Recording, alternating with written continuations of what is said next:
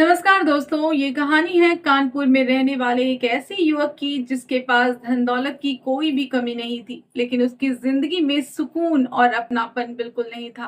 कानपुर में भरत एक बहुत बड़ा बिजनेसमैन था। दरअसल इस बिजनेस की नींव उसके पिता ने रखी थी और अब भरत अपने पिता के साथ मिलकर उसे अच्छी तरह से संभाल रहा था। पैसा, बंगला, गाड़ियां, हर तरफ सुख सुविधाएं उसके पास मौजूद थी। लेकिन इन सब के बावजूद भी भरत अंदर से बेहद अकेला था। उसका कोई खास दोस्त नहीं था, उसकी जिंदगी में कोई प्रेम करने वाला इंसान नहीं था और न ही कोई ऐसा था जिसके साथ वो अपनी दिल की बातें शेयर कर सके। दिन रात सिर्फ बिजनेस बिजनेस बिजनेस और अपने काम में वो व्यस्त रहने की वजह से उसकी जिंदगी एकदम मशीन के जैसे बन चुकी थी। एक दिन भरत ने ये सोचा कि आखिर कब तक वो इस भाग दौड़ भरी जिंदगी में अपना गुजारा करता रहेगा। उसने कुछ ही दिनों के लिए बिजनेस से दूरी बनाने का फैसला किया और अकेले ही कुल्लू मनाली घूमने जाने की योजना बना ली। भरत ने सिर्फ 3 दिनों के लिए ये प्लान बनाया था। उसने टिकट कराई, वहां एक छोटा सा रिजॉर्ट भी पहले से ही उसने बुक करा लिया था और बिना किसी को कुछ बताए वो अकेला ही कुल्लू मनाली के लिए निकल पड़ता है। लेकिन भरत को क्या पता था कि ये छोटी सी यात्रा उसकी जिंदगी की सबसे बड़ी यात्रा बनने वाली है। कुल्लू कुल्लू मनाली में आती है बहुत बड़ी आफत। भरत जैसे ही कुल्लू मनाली पहुंचता है, वहां मौसम अचानक ही खराब हो जाता है। लगातार बारिश हो रही थी। पहाड़ी इलाकों में जगह जगह लैंडस्लाइड हो रहे थे। सड़कें बंद हो रही थी और लोग अपनी अपनी जान बचाने के लिए इधर उधर भाग रहे थे। और इसी दौरान भरत भी एक लैंडस्लाइड की चपेट में आ जाता है और उसकी मलबे में दब जाने के कारण भरत बुरी तरह से घायल हो जाता है। उसके पैर में इतनी गंभीर चोट आती है कि वो उठकर खड़ा तक नहीं हो पा रहा था। भरत दर्द से कराहते हुए बार बार मदद के लिए चिल्ला रहा था, कोई मेरी मदद कीजिए, मुझे हॉस्पिटल ले जाइए। लेकिन वहां मौजूद लगभग हर व्यक्ति खुद ही किसी न किसी परेशानी में बुरी तरह से फंसा हुआ था। किसी को चोट लगी थी, कोई अपने परिवार को ढूंढ रहा था, कोई अपने सामान को बचाने में लगा हुआ था। भरत का वहां पर कोई भी अपना नहीं था। उसका फोन नेटवर्क भी बंद पड़ गया था। अब वो अपने पिता को खबर करना चाहता था, लेकिन बार बार कोशिश करने के बाद भी उसके पिता से उसका संपर्क नहीं हो पा रहा था। भरत को ये लगने लगता है कि शायद इस सुनसान और मुश्किल हालत में अब उसकी मदद करने वाला कोई भी नहीं है। दोस्तों, तभी होती है एक सोनम नाम की खूबसूरत लड़की की एंट्री, जिसका नाम सोनम, और वो करीब 20-21 साल की लड़की थी। वो अपने पिता के साथ वहीं सड़क किनारे एक छोटी सी चाय की टपरी चलाती थी। सोनम और उसके पिता की आर्थिक स्थिति बहुत ही खराब थी। इसी छोटी सी टपरी से उनका घर चलता था। और उस दिन भी सोनम बारिश और मुसीबतों के बीच कई लोगों को वहां चाय बांट रही थी। कई लोगों के पास पैसे भी नहीं थे, इसलिए वो उन्हें मुफ्त में चाय पिला रही थी। और तभी उसकी नजर भरत पे पड़ती है। भरत दर्द से परेशान जमीन पर बैठा और लगातार कराह रहा होता है। सोनम तुरंत उसके पास पहुंचती है, उसे चाय देते हुए कहती है कि आप ठीक तो है ना। भरत ने दर्द से कराहते हुए कहा कि मैं बहुत ज्यादा दर्द में हूँ। मेरा यहाँ कोई भी नहीं है, मुझे जल्द से जल्द हॉस्पिटल जाना होगा। अगर मेरे पैर को ठीक नहीं किया गया तो शायद मैं कभी चल भी नहीं पाऊंगा। सोनम उसे समझाते हुए कहती है कि आप हिम्मत रखिए, यहाँ बहुत सारे लोगों को चोट लगी है। हॉस्पिटल यहाँ से काफी दूर है और रास्ते भी बंद हो चुके हैं। जब तक रास्ता साफ नहीं हो जाता, किसी को बाहर ले जाना मुश्किल होगा। भरत ने बेबसी से पूछा, लेकिन क्या कोई भी सरकारी मदद भी नहीं पहुंच सकती? क्या मुझे इसी तरह से यहाँ तड़पता रहना पड़ेगा? सोनम ने भरत की हालत देखी और उसका दिल पसीज गया। वो बोली, सरकारी मदद कब पहुंचेगी ये तो मुझे नहीं पता, लेकिन मैं आपकी मदद जरूर कर सकती हूँ। दोस्तों, एक गरीब परिवार ने अमीर युवक को सहारा दिया। सोनम तुरंत ही अपने पिता के पास गई और उन्हें भरत के बारे में सारी बातें बताई। और सोनम ने कहा कि पिताजी, वहां एक लड़का है जो बुरी तरह से घायल है, वो चल भी नहीं पा रहा है। हम उसे यहाँ अपनी टपरी पर ले आते हैं, शायद हम उसकी कोई मदद कर सकें। सोनम के पिता ने भी भरत को जब देखा तो उन्हें भी उस पर दया आ गई। दोनों बाप बेटी मिलकर भरत को सहारा देते हैं और धीरे धीरे करके उसे चाय की टपरी तक ले आते हैं। सोनम ने गांव में इस्तेमाल होने वाली कुछ आयुर्वेदिक जड़ी बूटियां और पत्तियां इकट्ठा करती है और उन्हें पीसकर भरत के घायल पैरों पर लगाने लगती है। दर्द कम करने के लिए वो एक स्पेशल काढ़ा भी बनाती है और भरत को पिला देती है। भरत एकदम दर्द से परेशान और तड़प रहा होता है। उसे तो कुछ होश ही नहीं होता।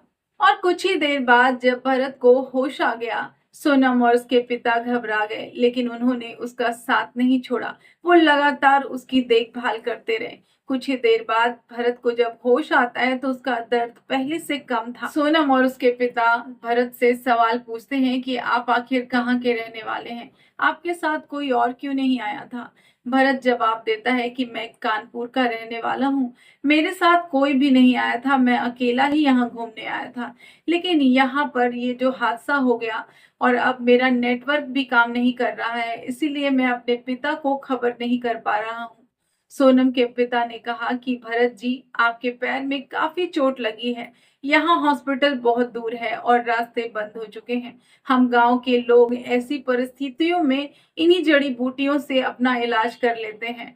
जब तक रास्ता नहीं खुल जाता, आपको यहीं रहना होगा और इन्हीं जड़ी बूटियों का सहारा लेना होगा। सोनम भी तुरंत कहती है कि पिताजी, आप चिंता मत कीजिए, मैं इनका पूरा ध्यान रखूंगी। और दोस्तों, लगभग 10 दिनों तक सोनम भरत का पूरा सहारा बनती है।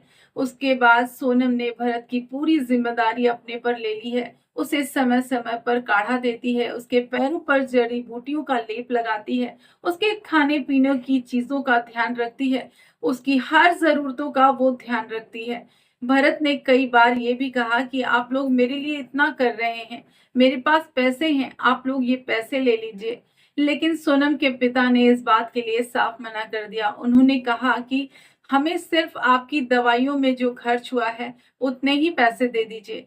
बाकी जो पैसे हैं ना, उसकी जरूरत हमें नहीं है, क्योंकि इंसानियत नाम की भी कोई चीज होती है। लेकिन दोस्तों, गांव के कुछ लोगों को ये सब कुछ पसंद नहीं आ रहा था। वो सोनम और उसके पिताजी को बार बार समझाते हुए कहते हैं कि बाहर से आए लोगों पर ज्यादा भरोसा मत करो, पता नहीं कौन कैसा होगा, कौन क्या कर दे, और इन्हें यहाँ पर ज्यादा दिन तक मत रखो। लेकिन सोनम ने और उसके पिताजी ने इस बात को मानने से इनकार कर दिया है। उन्हें पूरा भरोसा है कि भरत एक काफी अच्छा इंसान है। दोस्तों, यहाँ सोनम सबके सामने आती है और कहती है कि देखिए, इनके पैरों में काफी चोट है और ये चल भी नहीं सकते। इनके साथ यहाँ कोई आया भी नहीं है, और अगर इतनी मुश्किल हालात में हम लोग इन्हें जाने के लिए कह देंगे तो फिर इनका क्या होगा।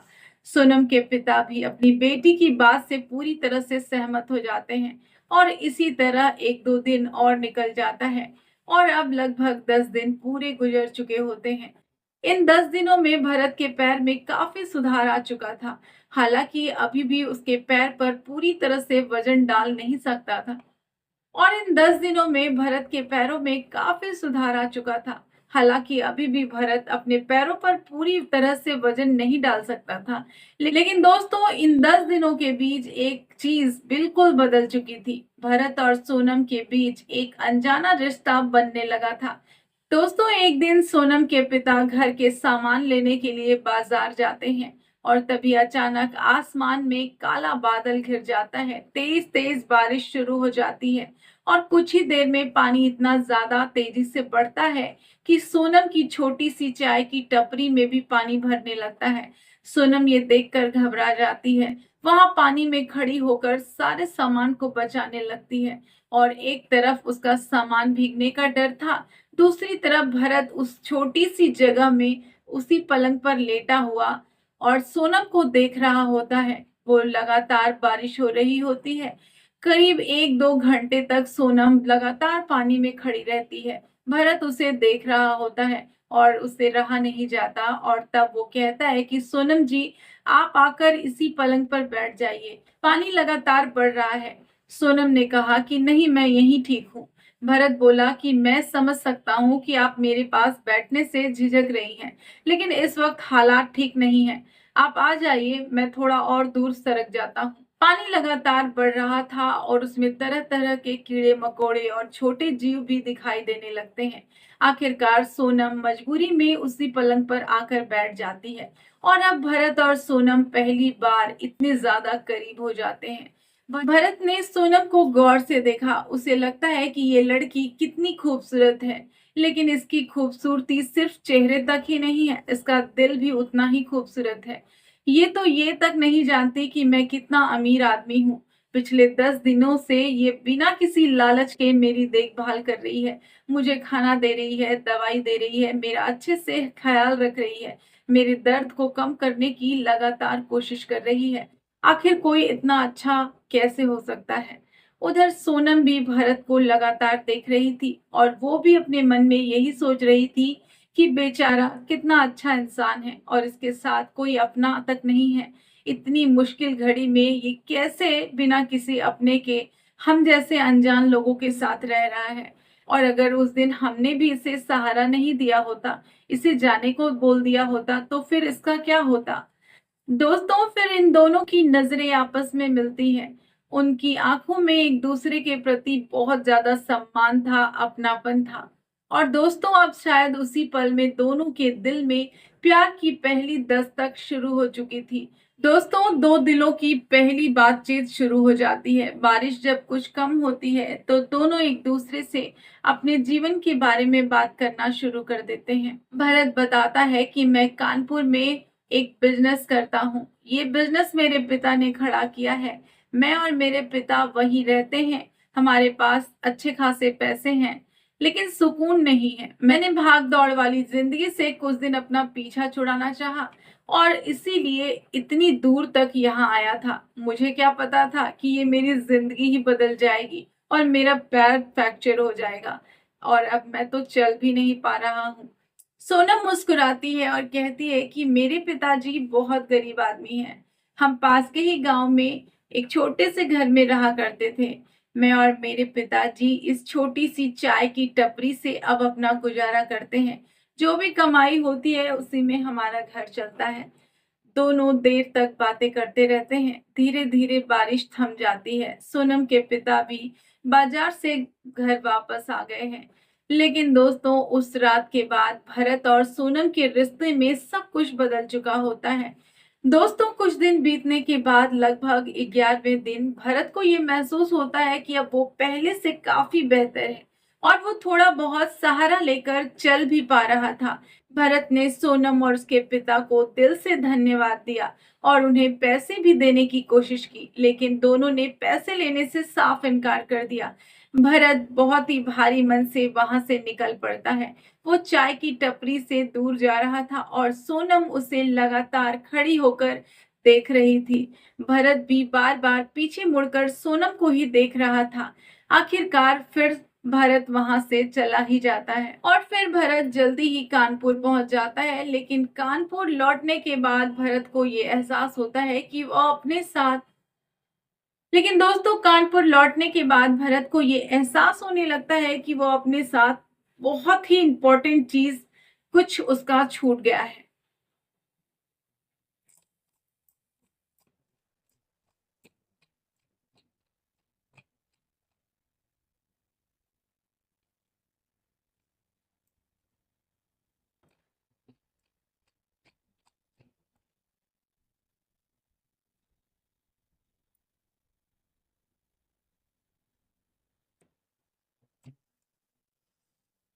और अब दोस्तों लगभग 11वां दिन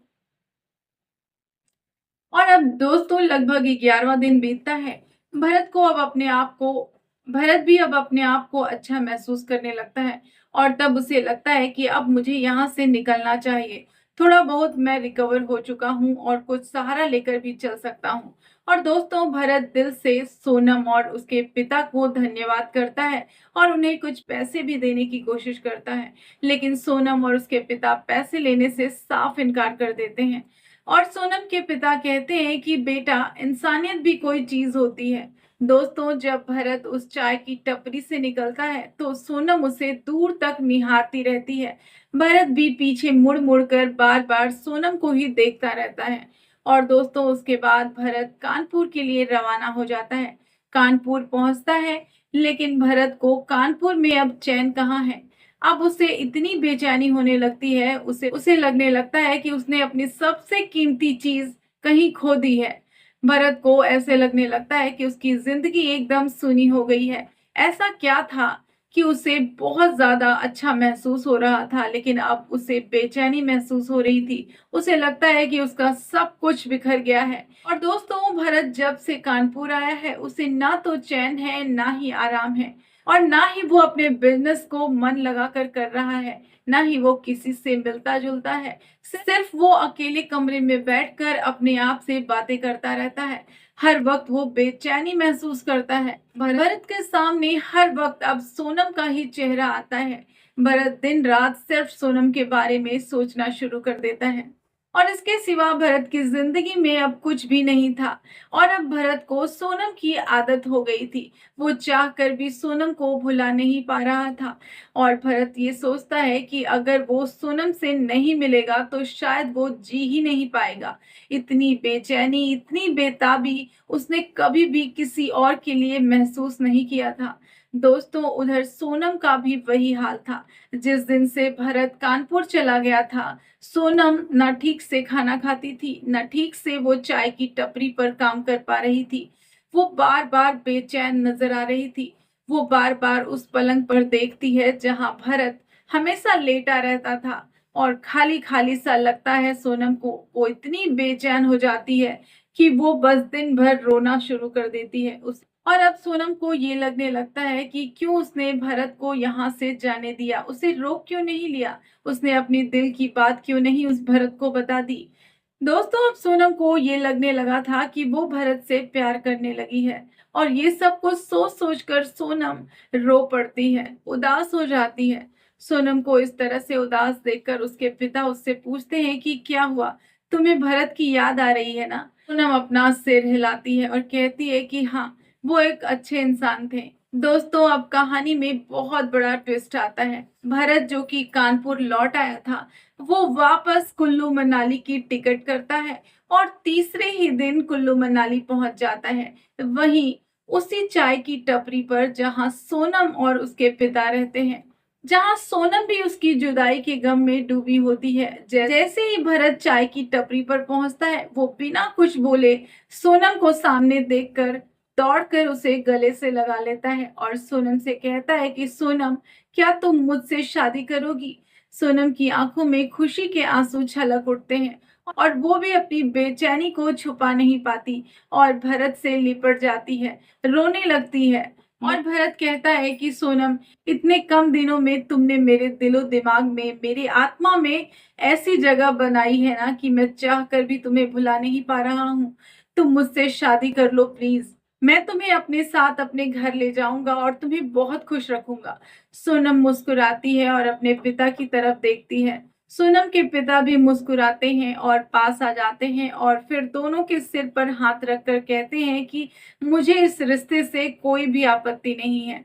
दोस्तों, आगे मैं आपको क्या बताऊं, उन दोनों का ये जो सच्चा प्यार था ना, वो पूरी तरह से अब दिख रहा था। दोनों एक दूसरे से लिपट लिपट कर खूब रोते हैं, और अपनी अपनी दिल की बात बताते हैं कि किस तरह से वो दोनों एक दूसरे से दूर होने के बाद बेचैन हो उठे थे। उनकी तो दुनिया ही खत्म हो गई थी। दोस्तों, अब भरत अपने पिताजी को भी ये सारी बातें बता देता है, और उन्हें भी कुल्लू मनाली बुला लेता है, और उसके पिताजी भी आकर सोनम से मिलते हैं और इस रिश्ते के लिए हाँ कर देते हैं। और दोस्तों, अब इन दोनों की खूब धूमधाम से शादी करवा दी जाती है। ये दोनों, भरत और सोनम, अपनी जिंदगी में एक दूसरे के साथ आगे बढ़ जाते हैं। दोस्तों, इन दोनों का रिश्ता और इन दोनों को एक दूसरे के प्रति प्यार को देखकर हर किसी की आंखें नम हो जाती हैं। हर कोई यही कहता है कि ये दोनों अपने जीवन में सदा सुखी रहें। तो दोस्तों, ऐसे ही इंटरेस्टिंग वीडियो के लिए बने रहें हमारे साथ, और वीडियो को लाइक और चैनल को सब्सक्राइब जरूर कर लें। धन्यवाद।